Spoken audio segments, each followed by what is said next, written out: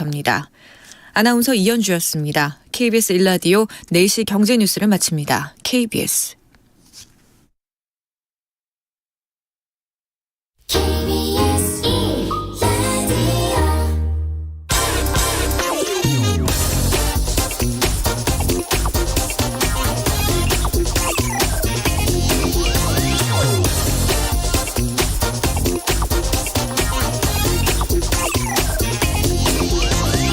얼마 전 서울의 한 재건축 단지에서 실제 있었던 일입니다. 시공사를 선정하는 입찰에 참여한 한 건설사가 조합원들에게 포장이사 비용으로 7천만 원씩 주겠다고 제안했습니다. 당시 그 건설사에게 아니 이거 무슨 포장이사비로 그렇게 많은 돈을 주냐 이렇게 물었더니 강남의 부촌단지라 이사도 고급 업체에 맡기려면 그 정도 필요하다 이런 답변이었습니다. 포장이사 비용으로 이거 뭐 700만 원도 아니고 7천만 원을 주겠다고 했으니까 뭐 압도적인 찬성으로 당연히 선정됐습니다. 건설사가 무슨 뭐 흙 파서 장사하는 것도 아닐 텐데 어떻게 포장이사 비용으로 7천만 원씩이나 줄 수 있을까요? 당연히 이건 공사비에 반영될 것이고 또 이건 일반 분양가에 반영됩니다. 뭐 이사비는 사실 빙산의 일각이고 재건축 단지마다 이런 말도 안 되는 돈잔치가 벌어지다 보니까 분양가는 하늘 높은 줄 모르고 치솟고 그 피해는 나머지 사회 전체가 지금 떠안고 있습니다. 정부가 재건축 단지에서 이 건설사가 이주비와 이사비를 제공하는 행위를 금지한다는 그런 개정안을 내놨습니다. 그런데 위반 시에 건설사가 물어야 할 과태료가 단돈 1,000만 원입니다. 1,000만 원. 10억도 아니고 1억도 아니고 고작 1,000만 원 과태료에 분양가 올리는 이 돈잔치가 이거 사라질 수 있을지 정말 의문스럽습니다. 네, 경제와 정의를 다잡는 홍반장, 저는 KBS 기자 홍사훈입니다. 홍사훈의 경제쇼 출발하겠습니다. 유튜브 오늘도 함께 갑시다.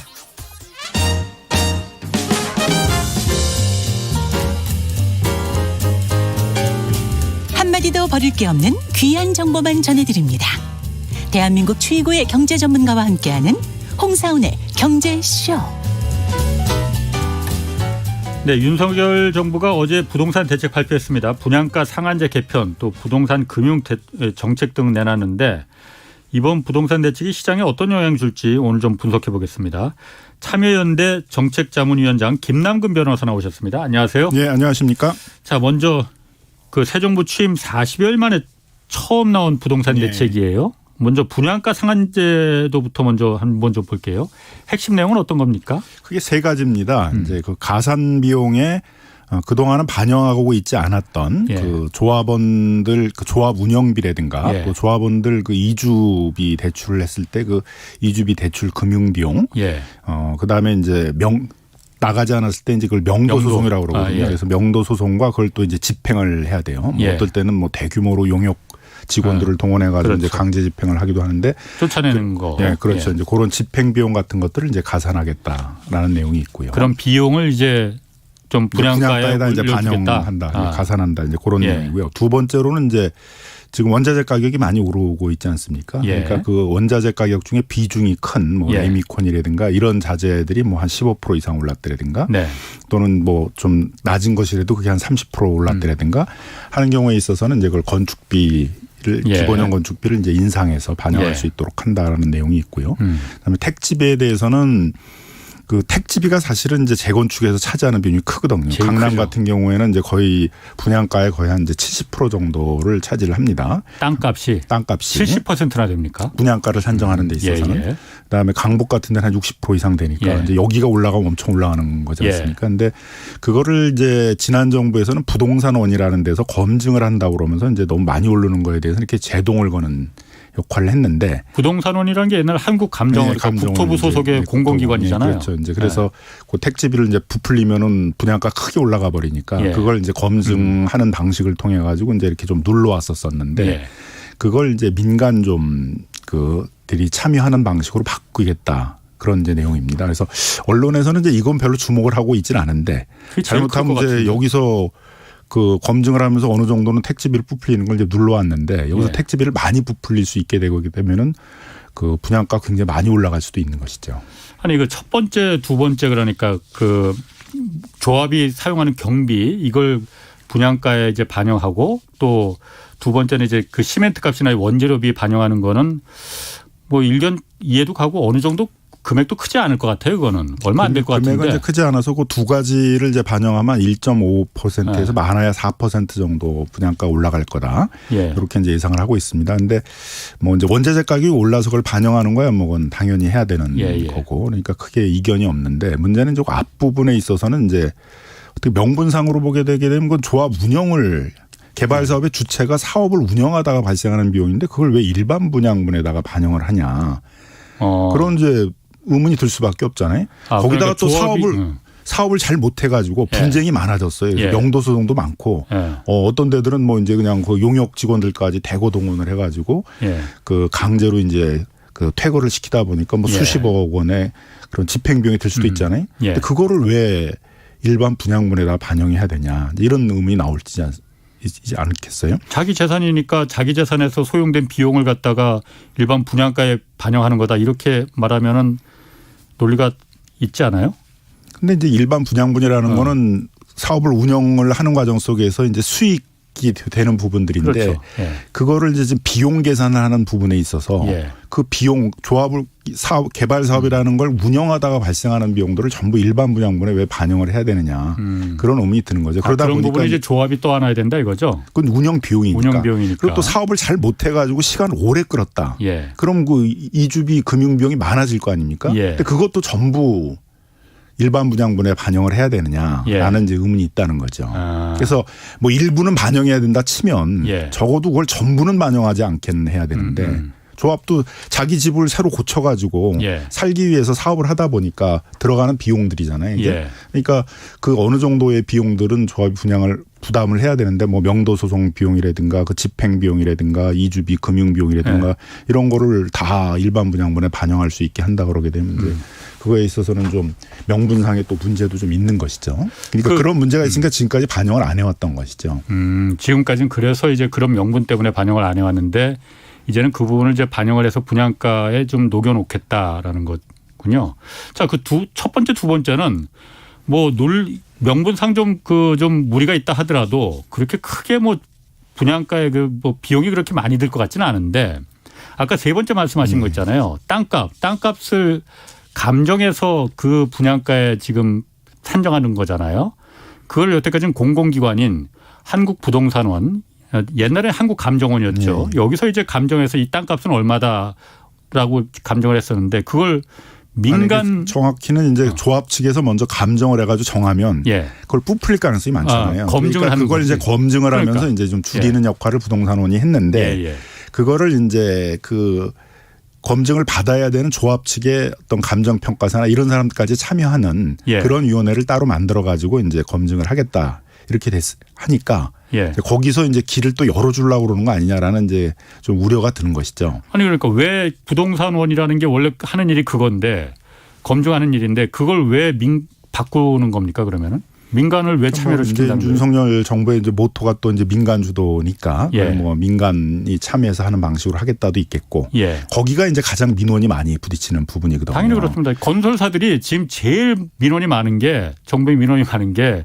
그 검증 부동산에서만 하게끔 하지 말아달라는 거거든요. 그렇죠. 이제 그게 이제 반영이 된 거죠. 이제 그 민원들이. 그러니까 결국은 택지비는 조금만 올리더라도 엄청나게 분양가에 많이 반영될 수밖에 없잖아요. 그렇죠. 전체 분양가에 차지하는 비중이 한 70% 이렇게 이제 되니까요. 그래서 이제 그 부분에서 많이 되지 않을까라는 우려가 있는 거죠. 그러니까 그것도 또 문제가 되는 게 어느 시점을 기준으로 택지비를 반영해야 되냐도 없어요. 그래서 대부분의 이제 재건축 재개발 사업에서는 사업 시행 인가 시점을 기준으로 다 평가한 걸 뭐 종전 자산이라든가 이런 걸 다 그 시점에 평가한 거를 반영하고 있는데 이거는 그냥 감정 평가한 시점의 가격을 반영해요. 그럼 집값이 많이 오르는 시기에는 계속 뒤로 미루면 미룰수록 유리할 거 아닙니까? 그렇죠. 그러니까 재개발 재건축 조합들이 사업을 자꾸 뒤로 미루게 하는 그런 요인이 되고 있는 거죠. 그럼 가장 유리한 시점을 잡아서 감정 평가를 해서 거기서 이제 택지비를 반영해 달라고 그러면 굉장히 많이 오를 수가 있는 거죠. 뭐 예를 들면 저희가 원베일리 뭐 이미 이제 거기는 그 분양이 다 했습니다만 거기를 분석을 해봤더니 사업 시행 인가 시점은 아무래도 2, 3년 전이 되잖아요. 그 감정 평가를 하는 분양 승인을 받는 시점보다 그럼 그 차이가 한 25% 정도 되더라 이거예요. 그러니까 그 땅값이 그 사이에 이제 많이 올라가지고 그러니까 결국은 이 택지비가 분양가 상한제에 있어서 분양가를 결정짓는 거의 제일 중요한 건데 그걸 지금 정부 발표에서는 모호하게 절차를 뭐 바꾸겠다만 얘기하고 여기서 어느 정도 가격이 오르게 될지 이런 것들을 투명하게 좀 안 밝히고 있어서 한쪽에서는 이제 거기서 뭔가 크게 올릴 수 있지 않을까 아마 기대를 할 수도 있을 것이고 예. 또 다른 뭐 이제 시민단체나 이런 쪽에서는 이제 결국은 그 부분을 굉장히 투명하지 않게 운영하면서 거기서 이제 많이 분양가를 올리려고 하는 거 아니냐라는 그런 우려를 갖고 있는 것이죠. 정부에서는 어제 발표하면서 분양가가 물론 올라가긴 이걸 분양가를 내리려고 지금 손본 건 아니니까 올라가더라도 1.5%에서 한 4% 정도 올라가는 거니까 그렇게 크게 뭐 대세 영향받지 않는다. 집값 올리는 영향 그렇게 크지 않다라고 했는데 만약 땅값이 재건축에서 가장 그야말로 그 분양가를 결정하는데 큰 포션을 차지하고 있는데 그게 민간한테 공공기관이 아닌 민간에다가 넘기는 거는 목적이 있는 거 아닙니까? 건설사들도 지금 제일 주장하는 게 그거고 거기서 만약 조금 전에도 말씀하셨지만은 4%가 아니고 그냥 분양가가 훨씬 더 올라갈 가능성도 있는 거 아니에요? 그렇죠. 그러니까 그 검증을 할 때는 공공기관이 할 때는 한편 또 무주택자들이 내 집 마련하는 거의 유일한 길이 서울이나 수도권 지역에서는 이 분양가 상한제 주택을 분양받는 것들인데 예. 그럼 그분들의 이익을 또 대변해서 철저하게 검증을 해가지고 예. 또 그분들의 어떤 소득 수준에 비추어 가지고 분양을 받을 수 있는 가격을 유지할 수 있도록 노력을 해야 되잖아요. 예. 근데 이제 그 고리가 이제 다 열려버릴 수가 있다는 거죠. 이게 사실 한국 부동산원이라는 게 그래서 이제 그 검증기관으로서 국가에서 둔 거잖아요. 제가 아까 오프닝에서 그 포장 이사 비용 7천만 원 준다고 한 그 강남의 재건축 단지 있잖아요. 거기도 그래서 일부 조합원들이 이걸 그 정비조합 주택 재건축 조합에서 이 절차가 정당했는지 그런 부분을 한번 좀 검증을 해달라고 그 구청에다가 이 민원을 넣었어요. 그런데 구청에서 원래 우리나라 법제도상 그렇더라고요. 부동산원에 이걸 검증을 받을 수도 있고 공공기관인 아니면 구청이나 이런 민간 구청에다가 받을 수도 있다 그랬는데 절대로 부동산에 못 가게 하는 거예요. 여기로 가면은 보나마나 이제 결과는 뻔하다 이거죠. 그러니까 보통 이제 구청장들은 양쪽이 민원이 있을 거 아니에요. 네. 또 조합도 네. 뭐 반대파가 있고 그러니까 그런 분쟁이 휩싸이지 않게 하기 위해서 보통 부동산원으로 보내는데 예. 이제 그런 이제 강남에 있는 구청장이나 이제 이런 분들은 이제 그 부동산원에 가게 되면 강남 같은 데들은 이제 택지비를 어떻게 하든지 줄이려고 할 테니까는 이제 자기들이 해가지고 그 조합들이 요구하는 택지비를 반영해 주겠다. 당연히 그렇죠. 그렇게 이제 나온 것이죠. 그래서 그 당시에 그 해당 지자체 구청장이 그 주택 재건축 조합원들한테 몰려오니까 자기가 목을 내놓고 지금 부동산을 검증받는 거에 막고 있다. 그렇게까지 얘기를 한 거였었거든요. 근데 왜 이걸 갖다 그 민간한테 이걸 부동산원이라는 게 그런 거 하라고 있는 기관인데 여기를 놔두고 왜 민간한테 이걸 준다고 하는 건지 참 잘 이해는 안 가네요. 어쨌든. 자, 그러면은 이게 그 분양가 상한제 때문에 지금 재건축이 활성화 안 되는 것이다. 그래서 지금 이런 논리로 인해서 이 분양가 상한제를 지금 손보는 거잖아요. 그러면 뭐 지금 재건축 공급 이거는 그럼 많이 좀 이번 조치로 인해서 좀 활성화될 가능성이 있습니까? 정확히는 분양가 상한제 때문에 공급이 안 되고 있는 게 아니라 제도가 바뀐다 그러니까 공급이 안 되고 있는 거거든요. 정확합니다. 이게 하도 자주 바뀌니까 기다리는 거지. 그렇죠. 이제 정권도 바뀌었겠다. 또 예. 정권이 들었을 때 규제를 완화해서 제도를 바꾸겠다. 뭐 분양가 상한제는 폐지까지 하겠다. 뭐 이렇게 이제 공약을 하고 나오니까 재건축 조합이나 뭐 이런 곳에서는 기다려봐야 되잖아요. 자기들에게 유리한 제도가 만들어질 가능성이 있으니까 그러다 보니까 이제 다 기다린 거죠. 뭐 둔촌주공도 사실 배경을 보게 되면 제도가 바뀌어서 분양가 상한제에서 일반 분양분 가격을 많이 올리면은 결국 시공사하고 조합이 싸울 필요 없이 그 일반 분양분 분양 가격 오른 거로 다 만회할 수 있다. 그렇죠. 이런 배경하에서 사실은 갈등이 되는 측면들이 있는 거거든요. 그래서 다 이제 기다렸어요. 그러니까 이게 끝이다 그러면은 이제 공급이 활성화되는 거고 기다렸던 데들이 이제 쭉 다 나서고 할 텐데 또 여지를 주면 뭐 1.5% 4%밖에 안 된다니까 뭐 그 택지비 검증 과정을 통해 가지고 또 더 올릴 수 있다 이런 신호를 좀 이제 더 기다리겠죠. 그게 구체화될 때까지. 그래서 이제 현명한 정부라면 여기서 더 이상 이제 정치적으로 뭐 지지층에 휘둘리지 말고 이게 끝이다. 윤석열 정부에서 제도 변경하는 이게 끝이다. 이 룰을 갖고 이제부터 공급해야 된다라고 하면 제가 보기엔 이제 공급이 정상화될 수가 있는 것이죠. 이거는 그럼 분양가 상한제 그 고치고 이런 거는 그냥 그 법을 개정해야 되는 건 아니면 시행령으로 할 수 있는 건가요, 이거는? 지금까지 이제 한 부분들은 이 분양가 상한제에 관한 국토부 고시를 고치면 되는 거거든요. 지금 이제 그 기본형 건축비를 할 때 가산 비용이나 이런 걸 하는 거니까 이제 그건 이제 문제가 없는 거죠. 택지비도 뭐 절차니까 이건 뭐 법을 고칠 필요는 없는데 분양가 상한제를 폐지한다 이렇게 하면 이제 법을 고쳐야 되는 거죠. 이게 둔촌 사실 이 분양가 상한제 얘기가 처음 이제 그 나오기 시작한 게 본격적으로 나오기 시작한 게 둔촌 주공 제거 이 사태가 벌어지면서 그런 거잖아요. 거의 공사가 중단돼 지금 2달이 넘었잖아요. 그러면은 이번에 이제 분양가 상한제 되면은 오르긴 오를 거예요. 분양가가 일반 분양가가 지금 높여달라고 하는 게 사실 시공사나 재건축 조합이나 목적은 똑같습니다. 일반 분양가 올려달라는 거거든요. 말은 그렇게 직접적으로 안 하고 있지만은 그러면 조금 올라가니까 이 사태가 좀 해결될 수 있는 겁니까?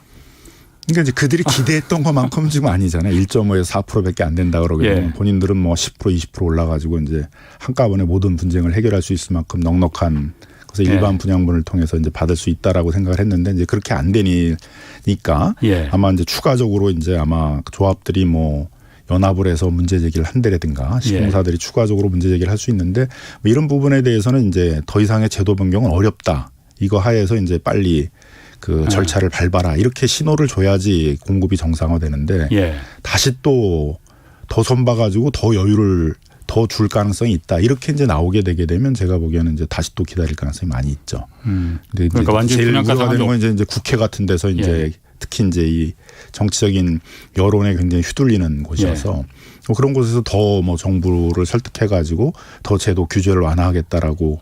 그런 신호를 보내게 되면 이제 또 더 기다리겠다라는 이제 조합들도 많이 생기겠죠. 이게 엊그제도 제가 좀 그 얘기 잠깐 했었지만은 둔촌 주공 사태 같은 경우에는 물론 시멘트값 올라가고 뭐 레미콘값 올라가고 그래서 원자재값 올라간 건 사실입니다. 그 부분이 공사비에 반영돼야 되는 거는 뭐 납득이 가요. 그런데 어쨌든 지금 이게 조합원들도 손해를 보고 있고 피해가 가고 시공사도 지금 그 손해공사하고 있으니까는 분양가 올려달라라는 거잖아요. 그러면은 정말 얼마나 손해를 보고 있는 건지 그 좀 분양 원가를 좀 한번 좀 공개해 봤으면 좋겠거든요. 물론 민간 사업이니까는 공개할 의무는 없습니다. 그렇지만은 양쪽에 손해를 보고 있다고 해서 분양가 상한제를 지금 손볼 정도가 됐으니 도대체 조합원들은 얼마나 손해를 보고 있다는 건지. 원래 둔촌도 그렇거든요. 처음에는 애초에 자기 돈 10원 한 장 안 들이고서는 새 아파트 받을 수 있다고 해서 시작했다가 나중에 분양가 상한제 걸리니까 돈을 조금씩 뭐 1억 정도씩 내야 된다고 하니까는 그때부터 이 사달이 생긴 거잖아요. 그래서 이제 이 공사비를 그러니까 거의 한 20% 정도로 공사비를 올려주라는 게 조합원 총회에 통과될 수 있었던 이제 유일한 것은 일반 분양가에서 다 만회해줘서 조합원들 부담은 없다. 그래서 통과가 된 거거든요. 그런데 이제 일반 분양분으로 다 만회하기가 어렵고 조합원들도 이제 내야 된다 이렇게 하니까 이제 조합원들이 대거 반발하면서 이제 분쟁이 발생한 거거든요. 그러니까 결국은 이제 시공사들이 일반 분양분 이번에 올라간 걸로 이제 다 해결할 수 있다. 조합원들로부터 부담금 안 받겠다. 이러면 이제 분쟁 해결이 되겠죠. 그렇죠. 근데 이제 여전히 올라간 것만 갖고는 부족하고 조합원들이 부담금을 좀 내야 된다. 그러면 이제 갈등이 또 계속될 소지가 있는 거죠. 그러니까 이 재건축 재개발이라는 게 제가 사실 도시를 합리화하고 건강하고 아름답게 만들기 위해서 분명히 필요한 공공사업적인 성격을 분명히 갖고 있습니다. 그렇지만 현실은 공공사업이라는 성격은 정말 티끌만침도 없고 오로지 투전판 돈잔치가 돼버렸거든요. 그거는 기본적으로 내가 살 새 집을 짓는데 내 돈은 10원 한 장 들어가면 안 된다라는 그 욕심이 생겼기 때문에 욕심 때문에 이 사단이 벌어지는 거거든요. 내 돈은 10원 한 장 안 들어가면 그거는 누가 다 그 돈을 주는 거냐.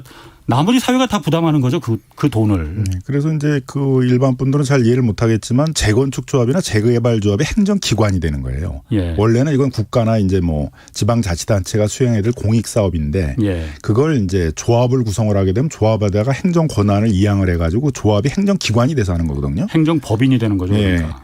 그래서 이제 이거를 재판을 할 때 이제 조합장이 사실은 구청장과 똑같은 지위에 있는 거다. 뇌물만 구속돼요. 구청 그렇죠. 이제 그 돈을 받으면 이제 공무원이기 때문에 그렇죠. 또 뇌물죄로 또 들어가야 돼요. 형량도 굉장히 높게 됩니다. 그래서 그런 공무원의 지위에 있는 것이고, 그다음에 조합이 그 구청과 같은 행정기관이 되는 거다. 이러면 이제 다들 이해가 안 가죠. 근데 우리 법상으로 그렇게 해서 사업을 하는 거거든요. 그래서 이게 공익 사업입니다. 그러니까 그만큼 특혜를 많이 주는 겁니다. 그렇죠. 그러니까 이제 뭐 공공임대도 확보를 해야 되는 거고 거기 용적률도 높여줄 수 있는 게 다 이게 공익 사업이니까 공익 목적을 실현하기 위해서 용적률도 높여주고 개발력을 일정 정도 부여하고 하는 것들이거든요. 그러니까 뭐 어쨌든 뭐 조합의 자율 뭐 민간 자율을 윤석열 정부가 많이 외치고 있는데 이 사업의 본질이라는 것들은 어쨌든 공익 사업이라는 거죠. 여기서의 어떤 공공성들이 잘 유지되게 해야 되고 그리고 지금은 그 이 분양을 받아야 될 무주택자들은 눈에 안 보이지만 이분들도 다 기다려 온 거잖아요. 그렇죠. 내 집 마련을 하기 위해서 장기간 동안 분양을 받으려고 기다려 왔고 그럼 이제 그분들의 또 어떤 그 기대를 그 내 집 마련의 꿈들을 지원해 줘야 될 것도 또 국가의 역할이니까 이걸 마구잡이로 올려가지고 그들이 가뜩이나 지금 부동산 버블이 가장 심해가지고 힘들어 하는데 이걸 더 올려놓으면 이제 더 마련하기가 어렵게 되잖아요. 더 많은 빚을 내야 되는 이제 그런 문제가 발생을 하기 때문에 그래서 전체적으로는 집값이 하향 안정화되는 시기에 그거에 맞게 되는 정책을 써야 되는데 또 분양가 상한제에 분양가는 올린다라는 건 완전히 또 이 역으로 지금 가는 거거든요. 이 부동산 버블이 그냥 이렇게 고정된 상태로 계속 있을 거다. 더 오를 거다라는 걸 전제하는 어떻게 보면 정책일 수 있는데 집값이 떨어지는 이 시기에 있어서는 완전히 반대의 정책을 한다라고도 볼 수 있는 거죠. 그 반대 정책을 쓰면 어떻게 되는 겁니까? 그리고 왜 쓰는 걸까요? 그럼 그 반대 정책을? 그러니까 어떤 국가적으로 이 주택 정책의 전체를 보고 하는 게 아니라 그 이해관계 당사자들에 있어서의 어떤 그런 그 정치적 여론 이런 거에 이제 뒷받침해서 자꾸 정책이 되다 보니까 일관성을 갖지 못하고 자꾸 이렇게 부침이 많은 거죠. 뭐 어떨 땐 또 부동산 경기 부양 정책을 썼다가 그게 이제 어떤 시장 상황이나 이런 거에 맞추거나 제도의 성격에 맞춰서 그렇게 되는 게 아니라 이제 어떤 정치적 성격에 따라서 경기를 부양을 또 부동산 경기 부양을 주된 정책으로 하는 정권이 들었으면 또 그런 정책으로 가버리고 하다 보니까 그게 지금 또 시장 상황이나 그런 정책의 성격하고는 안 맞을 수 있는 것이죠. 그 부동산 금융 정책도 내놨잖아요. 뭐 생애 최초 주택 구입할 경우 뭐 대출 한도 늘려주고 뭐 이런 그 이 주거 사다리를 놔주자라는 취지인데. 이거 어떻게 볼 수 있습니까? 지금 같은 상황은 이제 금리가 굉장히 올라가는 상황이잖아요. 이미 뭐 7%, 8%도 되는 주택담보대출도 지금 나와 있는 상황이고 앞으로 계속 오를 가능성이 많이 있고 기준금리도 지금 1.75%지만 미국이 한 3%까지 연말에 간다라고 하고 있고 우리도 한 2.75%까지는 불가피하다 이렇게 보고 있습니다. 그럼 어떻게 보면 7%, 8% 뭐 이런 이자가 일반화될 가능성이 많이 있는 상황이거든요. 그래서 이미 빚을 뭐 3억, 4억씩 내서 집을 산 사람들은 그 이자 부담, 원리금 부담들이 상당히 부담이 돼서 소득은 뭐 어느 정도 중산층이지만 그 원리금을 다 갚고 나가게 되게 되면 정상적인 가계 운영이 어려운 정상적인 소비가 어려운 그런 계층화될 가능성이 많이 있거든요. 뭐 이자 돈 내다 보면 쓸 돈이 없는 거죠. 이자만 내야 되는 게 아니라 지금 원금도 갚도록 하는 대부분 이제 모기지론 방식들이 대부분이기 때문에 그래서 또 DSR이나 이런 걸 또 잘 지켜서 대출을 지금까지 해줬다 그러면 모르겠는데 DSR은 작년에 이제 4월 달부터 본격적으로 했단 말이에요. 차주 단위로는. 그러니까 그 당시로는 연소득 대비 뭐 50%, 60%, 70%도 빌려줬다는 얘기거든요. 그러면은 한 30% 뭐 40%밖에 자기 소득의 거를 가계 운영에 쓰질 못하게 되니까 사실은 이제 빈곤층인 상태잖아요. 돈을 가게를 운영하는 데 있어서는 그렇게 해서 이제 소위 하우스푸어라는 계층들이 크게 늘어날 상황이면 상황이고 그거에 대비를 해야 되는데 자꾸 거기다 가담하라고 지금 정부가 어떻게 보면 밀어넣는 거거든요. 돈 더 많이 대출해 줄 테니까 당신들도 빚내서 집 사. 그러면 그분들은 금리가 계속 올라가고 그러게 되면 또 하우스푸어가 될 수밖에 없잖아요. 그러니까 오히려 지금의 금리 상황이라든가 금융 상황하고도 또 반대되는 정책들을 지금 쓰고 있는 거죠. 뭐 예를 들면은 정부가 발표한 그 시뮬레이션의 내용을 보게 되면 지금 연 금리를 3.5%로 계산하고 있어요. 근데 제가 보기엔 이미 대부분이 3.5% 훨씬 다 넘어버렸고 연말이 되면 뭐 6%, 7%, 8%가 일반화될 가능성이 많은데. 그러니까 시중 금리를 말하시는 그렇죠. 거예요? 그건 훨씬 높지 지금. 3.5%로 이 시뮬레이션을 하고 있다는 것도 지금 정부가 이 정상적인 시뮬레이션을 하고 있는 것들도 라고 볼 수도 없는 거죠. 굉장히 위험한 분석을 하고 있는 건데 그런 상황에서 한 24살쯤 되는 사람이 한 월 250만 원 정도를 한다. 그러면 이제 연 3천만 원이잖아요. 그럼 이 3천만 원을 기준으로 해가지고는 그렇죠. DSR 40%하고 뭐 한 30년 만기 모기지론으로 하게 되게 되면 한 2억 정도밖에 대출을 받을 수가 없어요. 근데 이 사람이 장래 소득이 한 50% 늘어난다 이렇게 계산을 하겠다는 거예요. 그래서 이제 뭐 연봉 한 4,500 정도 버는 걸로 하고 그렇게 대출하게 되면 한 3억 3천 받을 수 있다는 거죠. 그렇게 대출을 늘려주겠다는 거예요. 미리. 앞으로는 연봉이 높아질 테니까 젊은 사람들이 그걸 이제 현재화 해가지고 낮아질 수도 있는 거 아니에요. 그렇죠. 낮아질 직장을 수도 잃을 있는 거고, 잃을 수도 있는 거고. 근데 그렇게 해서 이제 대출 많이 해주겠다는 거예요. 그럼 어떻게 보면 이제 24살 되시는 분이 집을 꼭 굳이 또 이렇게 집값이 떨어지는 시기에 금리도 오르는 시기에 사겠다 그러면 제가 보기엔 말려야지. 정부가 2억 대출 받지만 이제 3억 3천까지 대출 받게 해줄 테니까 집 사. 이렇게 하는 게 올바른 정책이냐라는 좀 의문이 든다는 거죠. 그리고 그 분석도 한 연 3.5% 정도 금리를 예상하고 있는데 그건 제가 보기엔 내년만 가면 벌써 그렇게 안 될 가능성이 상당히 많은데. 아니 미국 같은 게 연방준비제도 파월 의장 같은 경우는 며칠 전에 지금 집 사지 말라고 금리 때문에 못 버틴다. 집 사지 말라고 경고하고 그러잖아요. 근데 왜 우리는 이렇게 집을 물론 그 사다리를 걷어차지 않고 젊은 층도 내 집 마련할 수 있게끔 그 기회를 주겠다라는 취지인 것 같긴 한데 그렇다고 해서 금리를 정부가 뭐 내릴 수도 없는 거고 금리는 계속 올라가는데 미국에서는 집 사지 말라고 하는데 우리는 집 사라고 하고 왜 그걸 모르지 않을 거니 우리 정부 그 정책 당국자들도. 그렇죠. 그러니까 이게 무책임한 정책이 될 수 있다는 거죠. 이제 나중에 계속 이제 집값이 떨어지는 국면이 한 2, 3년 계속 장기적으로 간다. 그리고 금리도 계속 오른다. 그러면 얼마나 많은 사람들이 원망을 하겠어요, 정부를. 왜 그때 우리 보고 빚내서 집 사라고 그랬냐. 물론 이제 개인의 책임도 뭐 면하기는 어렵겠지만 정부 책임도 뭐 반드시 따라오게 되지 않겠습니까? 그러니까 그런 걸 금방 내다볼 수 있는 정부의 입장이라게 되면 지금 굉장히 위험한 시기다. 집값 떨어질 가능성도 상당히 많고 금리도 계속 오를 거다. 그러니까 신중하게 판단하셔야 된다. 이게 지금 정부 정책의 어떻게 보면 기조가 돼야 되는데 그걸 그 대선 때 정치적으로 뭐 대출 규제 완화해가지고 그 빚을 많이 낼 수 있도록 해주겠다라는 그 공약을 이행하겠다고 지금 이렇게 뚜렷하게 집값 하향화와 금리 상승이 명확해지는 시점에 있어서 대출을 더 늘려서 집을 사도록 지원을 해주겠다. 그렇게 하는 것들은 좀 올바른 정책은 아니다라고 보여집니다. 그러니까 어쨌든 대선 때 대통령의 공약 사항 중에도 있었어요. 그러니까 어쨌든 그 규제 완화하고 대출 규제, 부동산 규제 완화했다는 건 있었는데 그 당시에는 뭐 그게 맞았을지 몰라도 지금 상황이 그게 오히려 위험하다면은 청년층을 더 위험에 빠뜨릴 수 있다면은 사실 그 부분은 뭐 공약을 좀 폐기해도 뭐 누가 뭐라고 할 사람은 없는데. 그리고 어느 정도 자기 판단이 가능하고 이제 사회생활도 많이 해봤고 뭐 자기 자금 능력도 있고 그런 뭐 40대들이 그렇게 하겠다 그러면 또 뭐 모르겠는데 20대들한테 더 미래 소득이 있다는 걸 전제로 해서 빚을 많이 내게 해서 집을 사도록 유도를 하겠다라는 건 올바른 정책은 아닌 거죠. 그러니까 집값이 계속 오르는 그런 버블 시기에는 이제 뭐 어떻게 될지를 모르니까 뭐 또 뭐 빚을 내서 집 사게 하는 게 어떨지 모르겠지만은 사실 그 시점도 어떻게 보면 버블은 어느 시점에 가서는 꺼지니까 그렇게 급하게 집 사지 말고 어느 정도 소득을 마련해서 뭐 30대 말 40대 가서 집을 사라.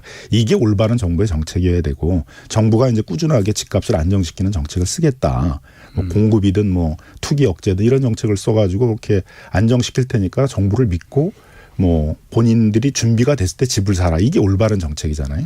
버블이 막 커지는 시점에 있어도 저는 그게 올바른 정책이라고 생각이 드는데 지금처럼 이제 대선 때는 지금 이게 버블인지 집값이 떨어질지 이런 게 불분명했지만 지금 뭐 뚜렷하게 금리도 올라가고 집값이 떨어진다라는 것들이 확연해지는 이 시점에 그 공약을 지키겠다고 젊은 사람들에게 빚 많이 내줄 테니까 빚 내서 집 사라 하는 정책들을 이제 그건 그 정책에 있어서의 좀 윤리적 문제도 좀 있는 것이죠. 아니 그런데 어쨌든 우리나라에서 지금 그 우리나라 그 경제 규모 GDP에서 차지하는 부동산 비중이 많이 내려가긴 내려갔다 하더라도 무시할 수 없는 거잖아요. 부동산에 워낙 매여 있는 그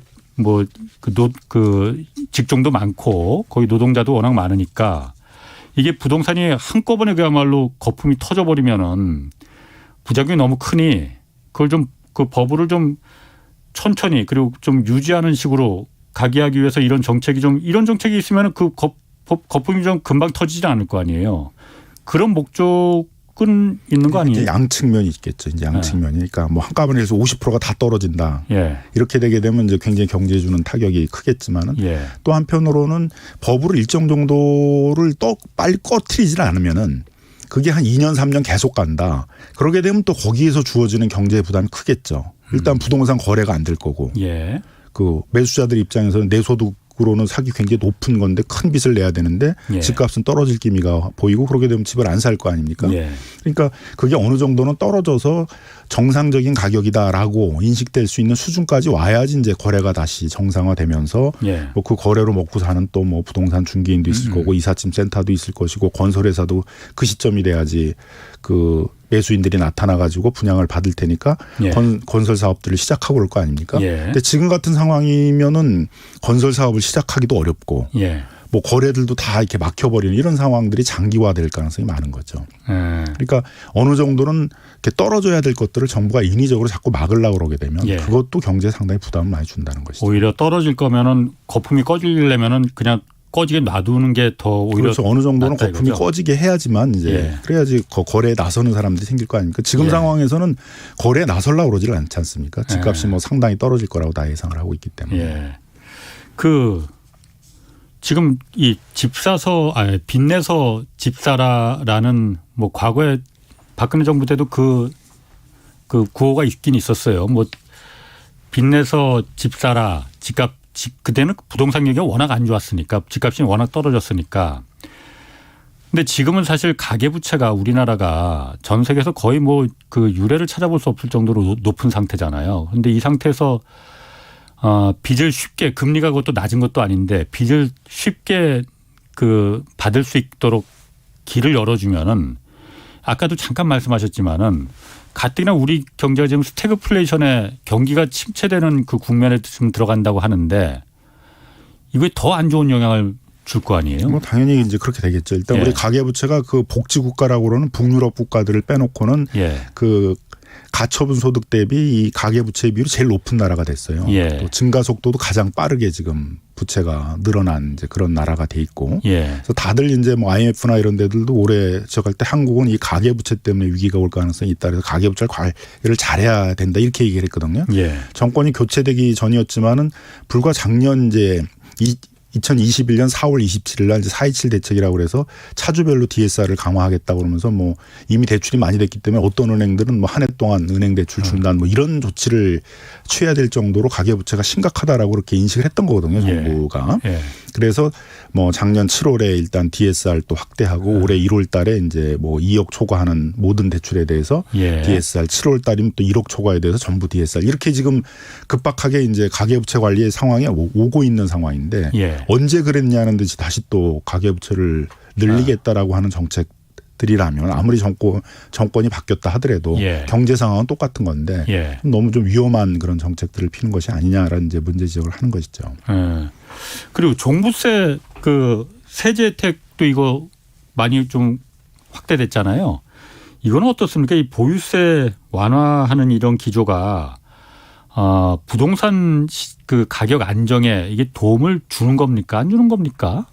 뭐 당연히 이제 반대의 또 정책이겠죠. 지금 네. 상황이라면 이제 특히 이제 다주택자들에게 양도세 중과를 풀어줘 가지고 매물을 내놓게 한다는 거잖아요. 그러니까 양도세 중과세를 1년간 유예시켜 준다고 근데 했잖아요. 그게 내놓으려고. 이제 계속 되려면은 보유세 부담이 커야지 내놓을 거 아니에요, 다주택자들이. 그렇죠. 근데 다주택자들의 보유세 부담을 지금 낮춰준다는 거잖아요. 예. 그러니까 지난 정권까지 논쟁은 주로 뭐였냐면 1가구 1주택자들에게 종부세를 낮춰주느냐 아니냐의 논쟁이었어요. 예. 그래서 뭐 어느 정도 1가구 1주택자들은 실거주라는 예. 그런 개념이 있으니까 좀 낮춰주자 그래서 그 한도도 이제 무슨 9억에서 공시지가 9억에서 뭐 11억 뭐 이렇게 이제 높이게 됐던 것이고 예. 뭐 공제의 범위도 더 넓히고 예. 이런 것들을 이제 했던 건데 갑자기 또 윤석열 정부에 들어와서는 다주택자도 종부세를 줄여주겠다. 그래서 예. 공시가격 비율 적용하던 걸 100% 하기로 돼 있던 걸 60%만 적용해 주니까 그 혜택은 1가구 1주택자들이 본 게 아니라 다주택자들이 종부세 부담이 확 줄어들게 된 것이거든요. 예. 그래서 왜 다주택자들의 종부세 부담을 이 시점에 낮춰줘야 되느냐. 예. 다주택자들로 하여금 매물을 내놓게 해가지고 예. 집값 하향 안정을 유도하겠다고 정책이라면 그건 완전히 반대 정책인 거죠. 그러니까. 그들이 매물을 내놓게 하려고 그러거든 종부세 부담이 있어야지. 그렇죠. 보유세 부담이 있어야 내놓게 되지 않겠어요. 예. 다른 이제 유럽이나 미국의 대도시도 이제 보유세가 굉장히 높아요. 대도시 지역들은 뭐 뉴욕이 1.8%, 우리가 지금 실효세율이 뭐 0.16%라고 그러는데 거기는 뭐 1%가 넘고 뉴저지 같은데 2% 정도 되고 이렇게 된단 말이에요. 그러니까 그런 데들도 결국은 이제 고가 주택부터 보유세 부담이 큰 거부터 이렇게 매물로 나오면서 가격이 꺾이고 있는 것이거든요. 예. 그래서 그런 역할을 하려면 보유세 다주택자들의 적어도 보유세들은 종부세 부담 같은 것도 유지시키려고 해야 되는 것이 아니냐 이렇게 이제 생각이 드는데 이제 그런 것도 좀 거꾸로 하는 정책이 아닌가 이렇게 생각이 들어요. 아니 그럼 보유세 부담이 없으면은 다주택자들이 집을 남는 집을 안 내놓을 거 아니에요. 안 팔 거 아니에요. 그러니까 집값이 이제 떨어지는 기미가 보이니까 다주택자들이 이제 매물 내놓는 거예요. 거기다 중과세를 또 배제해 준다고 그러니까 내놨어요. 근데 이게 가격 하향 안정화로 이제 이어지려면 지금 이 가격으로 매수인들이 또 안 산단 말이에요. 그렇지. 너무 비싸니까. 그럼 더 가격을 떨어뜨려야지만 거래가 성사가 되는 거거든요. 근데 지금의 다주택자들은 가격을 떨어뜨려서 매물로 내놓을 생각은 없는 거죠. 왜 부담이 안 되니까. 그냥 떨어뜨릴 바에야 그냥 보유세 깎아준다고 그러니까 계속 버티자. 이런 국면으로 나가게 되니까 매물은 나와 있는데 거래는 계속 안 되는 상황이 지속되고 있는 것이죠. 그럼 그건 정부가 그럼 제가 좀 이게 좀 헷갈리는데 지금 새 정부가 집값을 부동산 가격을 높이는 걸 그 원하는 겁니까? 아니면 내려가는 걸 원하는 겁니까? 9월호야 다 이제 집값 하향 안정화라고 다 얘기를 하죠. 지금 뭐 버블이 어느 정도는 있고 집값 떨어뜨려야 된다 얘기를 하는데 또 한편으로는 뭐 빚내서 집 사라는 정책도 하니까 그거하고 이것도 잘 안 맞는 거고 하향 안정화 시키려면 보유세도 어느 정도 부담을 갖도록 해서 다주택자들이 매물을 내놓게 해야 되는데 갑자기 또 다주택자들의 보유세 부담을 줄여준다고 그러니까 그 하향 안정화 하겠다라는 뭐 원희룡 장관이 계속 집값 하향 안정화가 윤석열 정부의 목표다라고 계속 얘기를 하고 있잖아요. 어제 9시 뉴스에서도 나와서 그렇게 얘기는 했어요. 그러니까 그 목표하고 정책 수단이 조응이 안 되고 있다라는 거죠. 그러니까 어쨌든 떨어질 수밖에 없어요. 금리가 계속 올라가고 그 부담이 있고 또 전체적인 심리가 집값은 떨어질 수밖에 없다는 것이어서 그런 이제 심리에서 떨어질 수밖에 없는데 또 한편에서는 그런 부양 정책에서 보통 쓰게 되는 뭐 그런 보유세 부담을 완화시켜 준다든가 뭐 그러니까 사라는 거잖아요. 부담을 안 해준다니까 다주택자들이 더 집을 뭐 사도 된다 이런 신호를 준다든가 뭐 빚내서 집 사라는 정책을 한다든가 이런 것들은 그 부동산 경기를 부양하겠다는 정책이잖아요. 그러니까 목표하고 이 부양 정책은 정반대인데 조응이 안 되는 정책들을 지금 쓰고 있다는 것이죠. 어제 그리고 또 그 대책 중에 하나 그 허구 있잖아요. 그 주택도시보증공사 여기서 원래 신규 그 아파트 분양을 민간 분양을 할 때 분양 이제 보증을 해주면서 대신 분양가를 통제하잖아요. 고분야 너무 높은 가격에 분양하지 못하게. 근데 이것도 좀 개편이 됐다고 그러던데 어떻게 개편이 된 거예요? 그러니까 이제 그 아주 고분양가의 경우에 있어서는 이게 재건축이 특히 문제가 되는 게 주변 시세를 계속 끌어올리는 역할을 했거든요. 그러니까 일반 분양물이 항상 주변 시세보다 20% 30% 높게 책정이 되면 주변에 있는 아파트 가격이 그거에 따라 또 올라가고 다시 또 옆에서 또 새로 시작하는 또 재건축이 일반 분양물은 20, 30% 높게 책정하면 또 올라가고 그래서 그걸 막기 위해서 이제 허그가 주변 시세들을 조사해서 적어도 주변 시세보다는 못 올라가게끔 그러는 이제 안전 장치를 했던 거거든요. 몇 퍼센트로 딱 정해져 있죠. 10%인가 뭐 정해져 있잖아요. 뭐 대부분은 이제 뭐 한 105%에서 한 110% 넘어가면 안 되고 뭐 105% 이 정도 뭐 그런 선에서 이렇게 이제 더 못 올라가도록. 그러니까 요거는 주변 아파트보다 못 올라가도록 5%에서 10% 정도만 분양가를 더 올려받아라. 네, 그렇죠. 거기를 못 올라가도록 하는 어떤 마지노선의 역할을 이제 했던 거죠. 근데 그것도 이제 풀겠다 그러니까 자칫하게 되면은 주변 시세보다 굉장히 높게 그렇게 뭐 110% 넘어가게 그렇게 이제 분양가가 책정될 우려도 있는 것이죠. 제가 그 기사 보니까는 지금까지는 허그에서 그 주택도시보증공사에서 새로 이제 그 재건축이나 재건축에서 이제 아파트 지어지면은 주변 아파트 시세가 얼마 되느냐 그걸 판정하는 기준이 지금까지는 20년 내에 준공된 그 주택을 기준으로 했다고 그러더라고요. 그 가격을 20년 전에 준공된 주택이 뭐 가격이 싸겠죠. 근데 이걸 갖다 10년으로 줄인다고 하던데요. 그러니까 10년 내 20년 너무 오래됐으니 10년 내에 준공된 주택 기준으로 해서 그 가격에 5% 10% 그러면 10년 내에 준공된 거는 가격이 훨씬 더 높을 거 아니에요. 20년 전보다도. 그럼 당연히 일반 분양가가 또 높여준다는 그 취지인 것 같은데요. 그렇죠. 그러니까 이제 물론 이제 신축 주택에 대한 선호도가 높아져 가지고 예. 구주택과 신축 아파트 사이에서의 가격 차이들이 커지고 있기 때문에 그런 걸 반영해야 된다라는 것들은 이제 맞을 수는 있는데 예. 한편으로 이제 그런 20년이라고 해서 꼭 20년 전 걸 기준으로 했을 리가 없잖아요. 대부분이 다 뭐 최근에 무슨 3년 4년 전에 분양된 게 있으면 그걸 예. 기준으로 했는데 이제 어쨌든 이게 너무 높다 싶으면은 허브의 입장에서는 그런 거를 동원해 가지고 이제 너무 높게 되지 않도록 이렇게 좀 재량을 발휘하는 거잖아요. 근데 예. 그런 걸 이제 발휘하지 못하게 하고 신축 주택 같은 게 있으면은 그걸 기준으로 해 가지고 예. 그 분양가를 책정하도록 해서 뭐 가능하면 최대한 그 일반 분양가에 네. 분양가를 보장해 주겠다. 이제 그런 정책인 것이죠. 그렇군요. 이번에 그리고 전월세 정책도 발표가 됐어요. 그 핵심은 뭔지 그러니까 제가 오늘 딱 그 어디 기사 한번 보면서 딱 그게 와닿던데 이번 그 전월세 정책 핵심은 갭 투자해서 전세 주면 된다. 이러면 양도세 면제받을 수 있다. 이게 지금 요즘 부동산 스타디 뭐 이런 데서 난리라고 문의가 쇄도한다고 해요. 그 전월세 정책 새로 바뀐 게 뭐라서 뭐기 때문에 이런 얘기가 나오는 건가요? 이제 정부는 뭐 제일 지금 우려가 되는 것들은 이제 갱신된 것들이 이제 지금 신규로 돌아오는 것들이 많이 생긴다는 거예요. 이제 2022년 8월이 되면 2020년 8월에 2년 전에 그 했으니까. 이제 그 갱신 제도가 예. 도입이 됐으니까요. 예. 그러면은 이제 신규 임대차하고 갱신되는 임대차 사이에 보증금의 가격 격차가 컸기 때문에 예. 결국은 그 갱신됐던 임대차가 신규 임대차로 나오면서는 보증금이 올라갈 거 아니에요. 예. 그리고 적어도 다시 갱신을 해주더라도 갱신 합의를 하더라도 그때는 이제 많이 올라가니까 그걸 5% 이내로 한 그 상생 임대인이라는 이름 붙여서 그렇게 한 경우에 있어서는 이제 그 양도소득세 그 비과세 예. 그 혜택들을 이제 주겠다라는 것들이거든요. 양도소득세가 이제 바뀌어가지고 예. 그 보유 기간만 10년이 아니라 예. 거주 기간도 있어야 되거든요. 실거주 기간이 2년 있어야만 있어야죠. 이제 2년 있어야 되는데 그걸로 이제 보장을 해주겠다. 그러니까 그 임대인이 실거주한 거로 쳐주겠다라는 혜택을 주겠다는 거거든요. 근데 그게 이제 그 문재인 정부에서는 1가구 1주택자가 이제 자기 집을 내놓고 뭐 딴 데 가서 살 때 아니 가만 제가 그거 말하기 전에 제가 이해가 잘 안 가는데 임대 그 전월세 정책 이거 하는데 양도세가 왜 나오는 거예요 갑자기?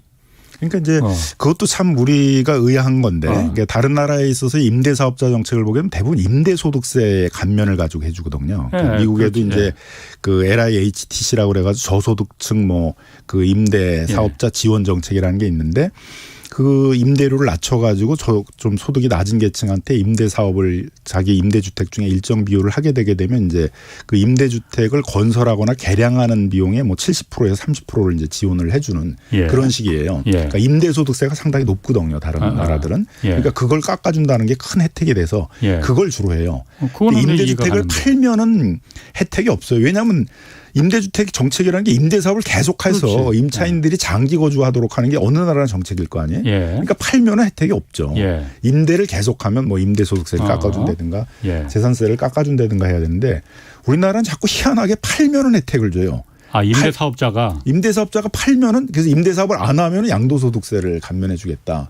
이런 제도를 하니까 이거는 임대사업을 장려하는 정책은 아닌 거잖아요. 아 그러니까 그게 임대사업자가 임대료를 갖다 그 깎아 5% 이내로만 해서 이걸 갖다가 거기서 뭐 세금을 하거나 이런 게 아니고 5%만 받으면은 이 집을 나중에 팔면은 양도세 그 비과세 주겠다. 그런 거잖아요. 그러니까 임대사업을 임차인들을 위해서 뭐 장기간 하라라는 예. 정책이 아니라 어떻게 보게 되면은 일정 기간 동안만 임대사업을 하다가 팔면은 파는 데서 혜택을 주겠다는 정책이 되다 보니까 그래서 갭 투자해서 전세 주면 그렇죠. 된다 이 얘기가 그래서 나온 거군요. 임대사업을 하려는 목적이기보다는 결국은 갭 투자나 이런 재테크 목적으로 이걸 그냥 악용을 하는 게 돼버리잖아요. 그죠? 당연히 그럴 것 같은데요. 그러니까 임대사업자의 정책에 대한 어떤 목표라든가 철학이 없다는 거죠. 왜 다른 나라들은 그렇게 하는 건지에 대한 좀 이해가 있어야 되는데 자꾸 임대사업이 주목적이 아니라 갭 투자나 재테크를 해서 투자 목적으로 집을 살려는 사람들에게 혜택을 주는 그 재테크에 대한 혜택을 주는 방식으로 악용이 되고 있는 걸 뻔히 알고 있는데도 계속 그거를 남발하는 걸 왜 그렇게 해야 되는지가 이제 참 의문인데, 그러니까 제도들을 잘 연구를 안 해봐서 그런 거죠. 그러니까 이것도 그러면 집 사라는 그 그렇죠. 정책이 그거밖에 안 되죠. 집 사더라도 뭐 한 번만 그 2년만 상생 임대인으로 예. 2년 동안 5%만 올리는 걸로 하면은 그 다음에는 이제 양도소득세 비과세가 될 수 있다. 2주택인 양도세 안 물고 집 팔 수 있다. 팔 수 있다.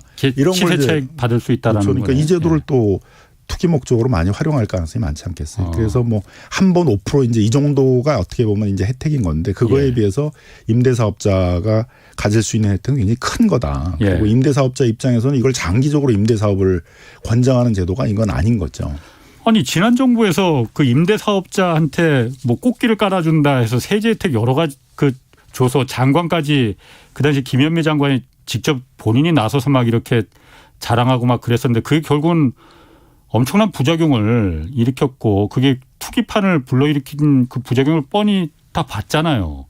근데 왜 또다시 그 임대사업자들한테 이런 임대소득에 대한 그 혜택이 아니고 임대주택, 그 임대용으로다가 산 주택을 갖다 다시 팔 때 혜택을 주겠다. 왜 이런 혜택을 왜 준다는 이제 거죠? 뭐 명분은 올해 갱신되는 게 신규 임대차로 나오는 물량이 많으니까 예. 올해만 좀 5%로 해주면 뭐 그런 혜택들을 많이 주겠다 이런 건데 요건 뭐 미봉책이고 임기응변에 불과한 것이고 예.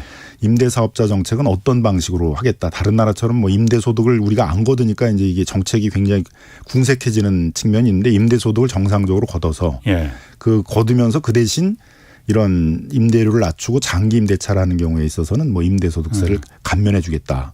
뭐 70%까지도 감면해 주겠다. 뭐 80% 감면해 주겠다.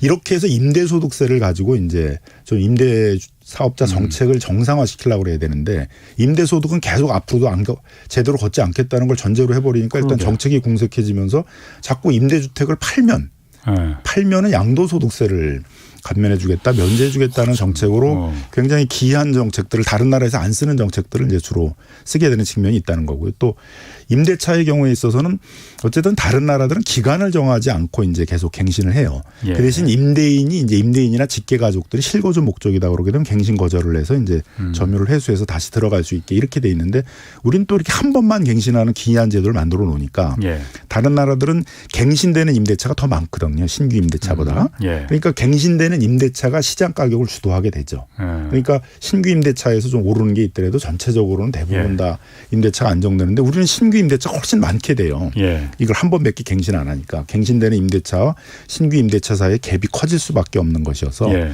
좀 장기적으로는 이렇게 조금씩 늘려가지고 갱신 횟수를 늘려서 이제 다른 서구나 미국의 대도시 지역에 있어서 임대차 정책, 그걸 이제 임대차 안정화 정책이라고 그러는데 리스 스테빌라이제이션이라고 그래가지고 그런 정책의 모델로 이제 따라가는 어떤 로드맵이나 플랜을 짜야 되는데 그런 게 없다 보니까 자꾸 임기응변식으로 이걸 대응하려는 게 아닌가라는 생각이 듭니다. 그 어쨌든 이번 제 돌아오는 8월 달에 임대차 3법 이제 2년이 되니까 이때 뭐 실제 시장은 어떤지 몰라도 시장은 그렇지 않다고 하는데 언론에서는 뭐 전월세 대란이 일어날 것이다 뭐 이렇게 공포심을 많이 주잖아요. 근데 사실 지금 집값이 내려가는 상태인데 전세값이 올라가는 경우도 있습니까? 집값은 내려가는데 전세값은 올라간다 이런.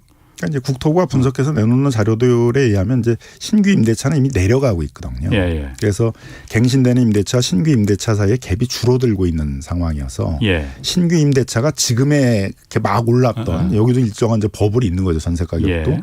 그거보다 더 높이 전세 가격이 올라갈 거다. 그런 전망은 이제 없는 것 같고요. 예. 문제가 되는 건 꼭 갱신된 임대차하고 신규 임대차 사이에 갭이 있어가지고 예. 이중 가격이 형성돼 있으니까 그 갱신된 임대차가 신규 임대차로 나오면서 또는 이제 갱신 요구권을 행사할 수가 없지 않습니까? 임차인과 이제 합의를 봐야 되잖아요, 임대인과. 그렇죠. 요 예. 합의를 볼 때 이제 임대인들이 많이 올릴 거가 이제 우려가 되는 거죠. 예. 그래서 그 문제를 이제 해결해야 될 필요는 있는데 예. 그걸 해결하는 방식이 이제 임대사업자에게 양도소득세 혜택을 준다는 것들은 이제 조금 정책 목표하고 잘 안 맞는 정책을 쓰고 있다는 것이죠. 그렇군요. 그럼 어쨌든 그 5%만 올린다고 상생 임대인한테 그 양도소득세 면제해 준다 그러면 그 임대료를 많이 올리지 않는 그런 정책적인 효과는 나올 수는 있을 것 같습니까? 그래서 이제 뭐 있을 이렇게 것도 같은데. 뭐 일부는 뭐 있을 수 예. 있을 것 같은데 한 번 5%로 상생 임대인을 했다고 그래가지고 이제 그거를 양도소득세를 전부 면제해 주는 것들은 좀 너무 과한 정책 그러게. 아닌가 생각이 듭니다. 뭐 그건 배보다 배꼽이 훨씬 더 클 것 같은데요. 제가 봐도. 자, 그리고 이번에 다행히 제가 보니까 다행이라는 말이 맞는지 안 맞는지 모르겠지만은 그 재건축 초과이익 환수제 있잖아요. 이거는 이번에 그 대책에 안 들어가 있더라고요. 원래 이거 없앤다, 손본다 이런 얘기 많았잖아요. 그리고 건설사하고 재건축 조합원들이 가장 원했던 게 지금 이건데 왜냐하면 이게 수익률에 직격되기 때문에 이거는 이번에 빠진 거죠. 예, 그러니까 이제 완전히 빠졌다 이렇게 신호를 줘야 되는데 예. 아니 그것도 다시 또 검토를 해보겠다 신호를 주면 또 기다리게 된다는 거죠. 그러니까 공급을 자꾸 막는 게 무슨 이런 재건축 초과이나 분상제 뭐 이런 거에 규제가 있어서 막는다는 게 아니라 정부가 자꾸 제도가 자꾸 변할 거라는 신호를 주면 그 현장에 있어서의 사업 주체들은 자꾸 시간을 끌면서 기다려볼 수밖에 없고 그게 자꾸 공급을 멈추게 하는 그런 역할을 한다는 것이죠. 기다리면 이긴다. 그게 되면 안 되는데. 자, 고맙습니다. 지금까지 참여연대 정책자문위원장 김남근 변호사였습니다. 내일은 최백은 건국대 교수와 함께 세계 경제 상황과 향후 전망 좀 자세히 살펴보겠습니다. 지금까지 경제와 정의를 다잡는 홍반장 홍사훈의 경제쇼였습니다.